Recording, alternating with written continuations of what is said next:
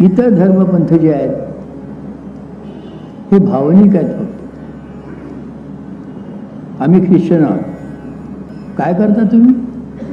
काही साधना नाही या लोकांमध्ये, साधनच नाही आहे.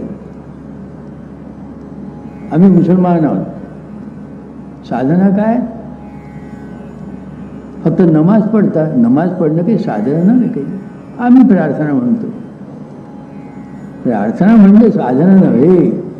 जोपर्यंत चित्त एकाग्र होऊन या साऱ्या विश्वामध्ये ज्या ज्या अवस्था आहेत त्या अवस्थाशी तुम्ही एकरूप होत नाही तोपर्यंत ज्ञान प्राप्त होत नाही. हे फक्त वैदिक परंपरेत. प्रार्थना करणं म्हणजे साधना नव्हे.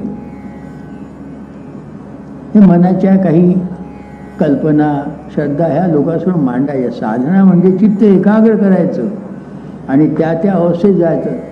संबंध या विश्वात ज्या ज्या सूक्ष्म अतिसूक्ष्म अवस्था आहेत त्या अवस्थेत जायचं. हे केवळ ध्यानामुळे होऊ शकतं, एरवी होत नाही. म्हणून इतर परंपरेमध्ये, धार्मिक परंपरेमध्ये साधना नाहीत. मी स्पष्टच बोलतो, सगळ्या ठिकाणी बोलतो. हे मी इंग्लंडमध्ये बोललो आहे, ख्रिश्चनासमोर अमेरिकेतही बोललो आहे, सगळ्या ठिकाणी बोललो आहे. त्यांना हे मान्य आहे. साधना नाहीत त्यांनी आणि साधनेशिवाय ज्ञानप्राप्ती नाही.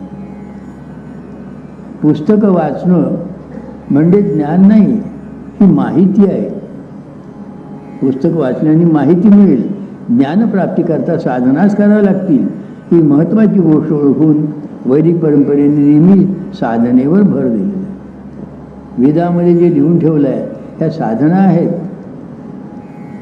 गीतेमध्ये जे लिहून ठेवलं आहे ह्या साधना आहेत.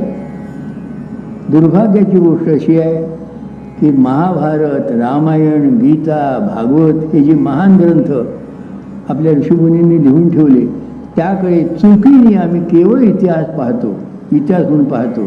त्याच्यामुळे त्याच्यात ज्या साधना आहेत, ज्ञान ज्या कथारूपांनी लिहिलेल्या आहेत त्याचं आम्हाला ज्ञानच होत नाही. रामायण ही साधना आहे, महाभारत ही साधना आहे. साधना करून सूक्ष्माती सूक्ष्म अवस्थेत कसं जावं आणि कसं राम आणि कृष्ण व्हावं याचा इतिहास म्हणजे महाभारत आणि रामायण. आम्ही हे विसरलो.